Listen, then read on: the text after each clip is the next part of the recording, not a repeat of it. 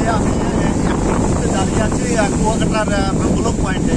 আপনারা জানেন যে ঘূর্ণিঝড় রুমেলের যে হানা সেটি কিন্তু কুয়াকাটা সাগরে আমরা দেখতে পাচ্ছি, এবং সাগরে প্রচণ্ড ঢেউ। এই ঢেউ কিন্তু অনেক কিছু প্রমাণ করে যায়। কারণ হলো যে এত ঢেউ এখন পর্যন্ত এই সাগর পাড়ের মানুষ দেখেনি। এবং আমরা যেটা জন্য শুনেছি যে সকালে এই ঢেউ ঘূর্ণিঝড়টি আঘাত আনবে, সেই আঘাতে কিন্তু দুর্গম। এবং আপনারা দেখতে পাচ্ছেন যে আবার পিছনে সাগর কত উত্তপ্ত এবং সেই সুউচ্চ ঢেউ, এটি কিন্তু আমরা দেখেও অবাক হয়ে গেছি। এত ঘূর্ণিঝড় গেছে, কিন্তু সেই ঘূর্ণিঝড়ের সময় কিন্তু আমরা কিন্তু এরকম দেখিনি, কখনোই দেখিনি। কিন্তু আজকে এত সাগরের উত্তাল তার রূপ দেখে খুবই এখানে ভীতির সৃষ্টি হয়েছে। এবং আমরা দেখেছি যে পুরো এই কুয়াকাটা এবং কলাপাড়া এবং উপজেলা যেগুলো সাগর এবং নদীর পাড়ে, সেই রাঙ্গাবালি, গলাচিপা, সেই বেরিবাদ, পিন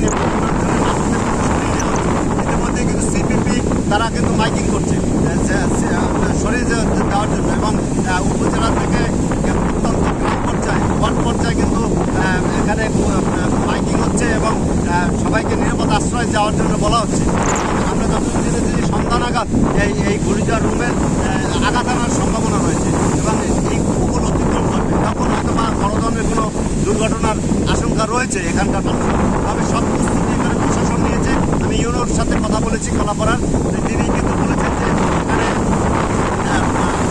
নগদ এই এলাকার জন্য নগদ 25 লক্ষ টাকা রয়েছে, 492টি আশ্রয়কেন্দ্র প্রস্তুত রয়েছে এবং 199 টিম কাজ করছে। প্রায় 675 জন সিপিপি কর্মী আছে, রেড ক্রিসেন্ট কর্মী আছে, যারা কিনা এবং সাগরের ঢেউয়ের যে বিশালতা, এটি কিন্তু আপনারা দেখতে পাচ্ছেন।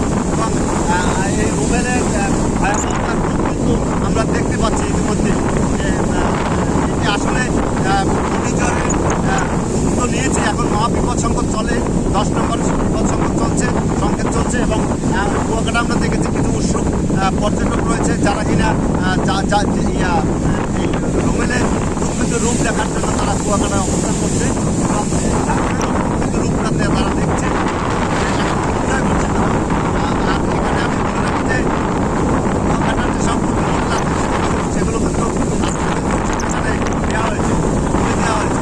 এবং এখানে বিভিন্ন মিডিয়ার সংবাদকর্মীরা কিন্তু কালকে থেকেই এখানে অবস্থান করতেছে এবং নিরাপদ আশ্রয়ে থাকার জন্য এখানকার প্রশাসন সাংবাদিকদের জন্য ব্যবস্থা করেছে। আর বড় কথা হলো যে সাগরের ঢেউয়ে কুয়াকাটার যে জিরো পয়েন্টের ওখানে কিন্তু ব্যবসা প্রতিষ্ঠান, দোকান পয়েন্ট আছে, সেগুলো ভেঙে যাচ্ছে। ইতিমধ্যে সেই ভাঙার দৃশ্য কিন্তু আমরা দেখতে পাচ্ছি। কিন্তু আরেকটা জিনিস জানিয়ে রাখি যে সাগরের পানি কিন্তু বেড়েছে, অনেক উচ্চতা বেড়েছে। স্বাভাবিক যে পানি, সেই পানির যে লেভেল অনেক বেড়েছে এবং জোয়ারের যে তীব্রতা, সেই তীব্রতাও বেড়েছে। তো সব মিলিয়ে কিন্তু এখানকার পরিস্থিতি একরকম ঘূর্ণিঝড়ের যে রূপ, সেই রূপের আবির্ভূত হওয়ার জন্য কিন্তু প্রস্তুত ঘূর্ণিঝড়, সেরকমই আমরা মনে করছি। এই ছিল কুয়াকাটা থেকে আমার কাছে এ পর্যন্ত সর্বশেষ এই ঘূর্ণিঝড়ের খবর। কুয়াকাটা থেকে আমি বলছি কাজল বরণ দাস।